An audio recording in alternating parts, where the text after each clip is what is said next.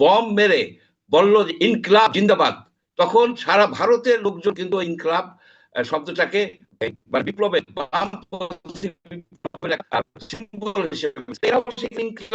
অসুবিধা কি? আমি আমি কোনো বাধা দেখি না। তারা মনে করে যে চাঁদাটা তাদের একটা দায়িত্ব, তাদের একটা মানে অধিকার, সেই পোস্টে থাকার মতো যোগ্যতা তার নাই। নৌ পরিবহন মন্ত্রণালয়ের 3টা মন্ত্রণালয়ের যে সম্প্রতি মন্ত্রী হয়েছেন, ফার্স্ট টাইম এমপি, 3টা মন্ত্রণালয়ের মন্ত্রী, উনি যে একটা তাত্ত্বিক একটা দিচ্ছেন, এক্সপ্লানেশন দিচ্ছেন, আপনাদের ভিতরে এই হ্যাবিটটা আছে, থামাই দেন।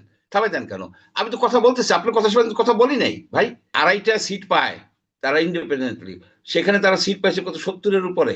ওনাদের যে ইলেকশনে যে রেজাল্টটা করছে এটা এক্সপেক্টেড ছিল।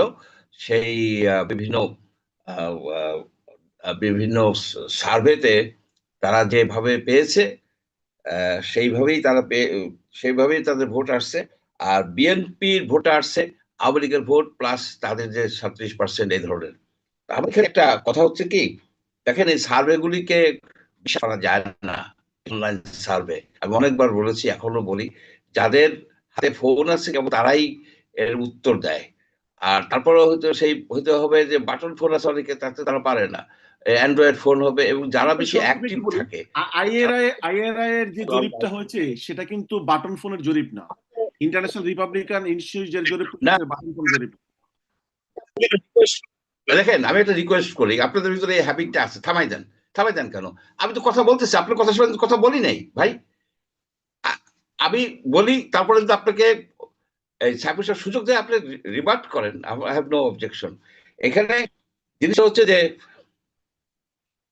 আপনার ওই অনলাইন এগুলির কোনো ভ্যালিডিটি নাই। আর জামাতের যে ভোট তারা এবার, এটা অভাবনীয়, অসাধারণ।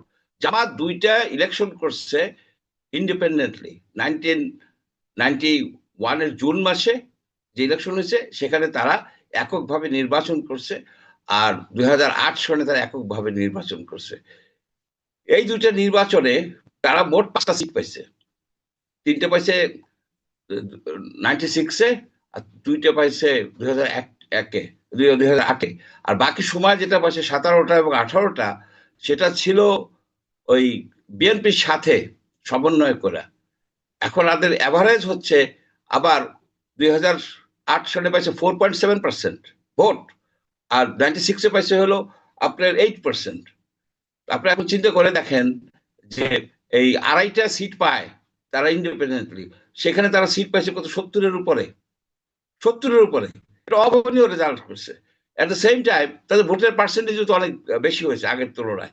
সুতরাং এটা এখানে তাদেরকে কেউ ঠকাতে পারে নাই। আর বিএনপি ভোট পাইছে 40%, 2001-এ 40.97% ভোট পাইছে।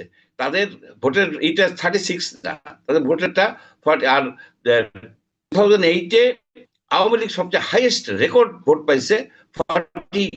এখন এইগুলি হচ্ছে ডাটা, আপনার অন্যগুলি কাটা না, এগুলি ভোট, এগুলি গভর্নমেন্ট সিস্টেমের আন্ডারে এইগুলি হয়েছে। যেটা 5টা ইলেকশন, এটা নিয়ে 5টা ইলেকশন হলো কেয়ারটেকার আন্ডারে, এই 13টা ইলেকশনের মধ্যে। এইগুলি ডাটাই হইতেছে রিলায়েবল ডাটা।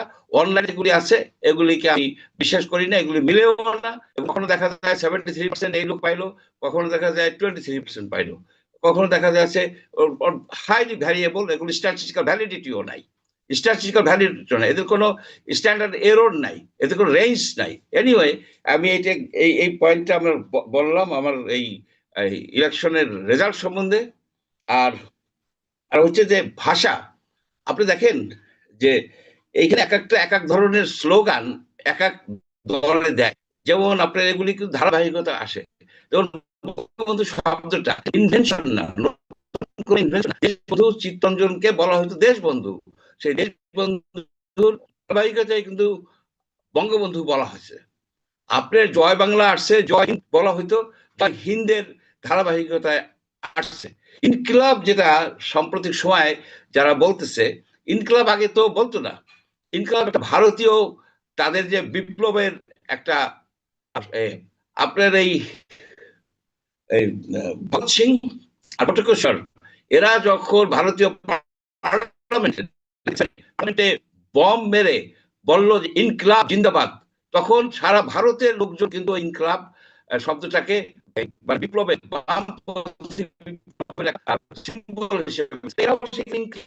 অসুবিধা কি? আমি কোনো বাধা দেখি না।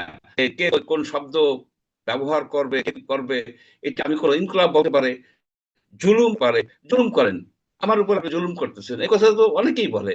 মজলুম, নাম ছিল মজলুম নেতা। যাই হোক, এগুলি কোনো বিষয় না। বিষয় হচ্ছে যে আসলে গণতন্ত্র প্রতিষ্ঠিত হবে কিনা এই বাংলাদেশে কি ব্যবসায়ীরা নির্বিঘ্নে ব্যবসা করতে পারবে কিনা, নাকি এই যে চাঁদারা অতিরোধ্য ভাবে নেমে পড়ছে। কারণ তার একটা তাত্ত্বিক পাইছে, অ্যাপ্রুভাল পাইছে এই নতুন যে মন্ত্রী, এই আপনার শেখ রবিউল ইসলাম, রাইট? সে যে রেলপথ, সড়ক, ব্রিজ, নৌ পরিবহন মন্ত্রণালয়ের 3টা মন্ত্রণালয়ের যে সম্প্রতি মন্ত্রী হয়েছেন, ফার্স্ট টাইম এমপি, 3টা মন্ত্রণালয়ের মন্ত্রী, উনি যে একটা তাত্ত্বিক একটা দিচ্ছেন, এক্সপ্লানেশন দিচ্ছেন, তাতে সকল ক্ষেত্রের এই যে চাঁদাবাজরা একটা পাইছে, মানে কি বলবো, বুস্ট আপ হয়েছে, তাদের একটা মরাল বিজয় হয়েছে। তারা মনে করে যে চাঁদাটা তাদের একটা দায়িত্ব, তাদের একটা মানে অধিকার, সেই অধিকার প্রতিষ্ঠিত হয়েছে। কিন্তু আমরা জানি এটা পিওর অ্যান্ড সিম্পল চাঁদাবাজি। রাস্তায় কেন সেই করবে? মালিক, বাস মালিক কল্যাণ সমিতির চাঁদা বাসের থেকে উঠাবে কেন? মালিক দিয়ে আসবে তার যখন মাসের শেষে। আমরা বিভিন্ন সমিতির মেম্বার থাকি না, সেগুলো বাসের প্যাসেঞ্জার গুনে উঠায়। এগুলো তো পিওর চাঁদাবাজি। উনি অ্যাপ্রুভ করলো কিভাবে আমি জানি। উনি যদি না করে, না বুঝে বলে থাকে, হি শুড রিজাইন। সেই পোস্টে থাকার মতো যোগ্যতা তার নাই। আর যদি বুঝে থাকে তাকে রিজাইন করা দেওয়া দরকার। এভাবে তো চলতে পারে না। আমরা আমাদের যে শেখ হাসিনার প্রতি আমাদের যে ছিল, মানে অভিযোগ ছিল, এবং আমরা যেভাবে তাকে টেনে হিসেবে নামিয়ে ফেলেছি, তার অন্যতম প্রধান কারণ ছিল যে চাঁদাবাজি, দুর্নীতি, বৈষম্য, এসব ছিল। কিন্তু সেগুলো যদি আবার ফিরে আসে অন্য মোড়কে, তাহলে তো বাংলাদেশের জনগণ এটাকে মানবে না। এখানে যে আপনার ব্যারিস্টার সাহেব বলছেন যে তারা সেভাবে নেমে পড়বেন, আমি মনে করি সেই প্রতিবাদ করে নেমে পড়াটা, তাদের সাথে বাংলাদেশের জনগণ থাকবে। এটাও ঠিক। যদি এই চাঁদাবাজের এগেনস্টে, দুর্নীতির এগেনস্টে, বৈষম্যের এগেনস্টে, এই দুর্নীতির এগেনস্টে যদি জামাত ইসলাম কেন, যে পার্টি নামবে সে পার্টির সাথে এই বাংলাদেশের জনগণ থাকবে। এইটাই হতেছে মূল কথা।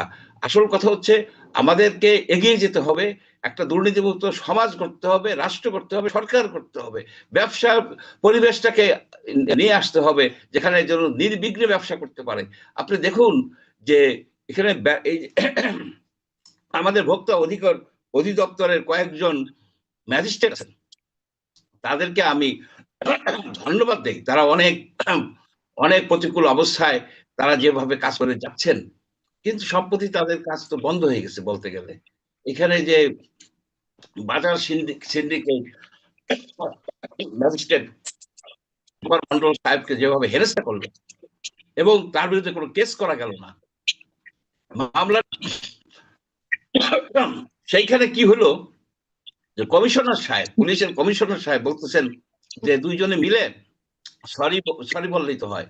পুলিশ ম্যাজিস্ট্রেটকে পরামর্শ দিচ্ছে আপনি বাজার সিন্ডিকেটের হোতার সাথে হ্যান্ডশেক করে ফেলুন, মর্নিং শোজ দ্য ডে।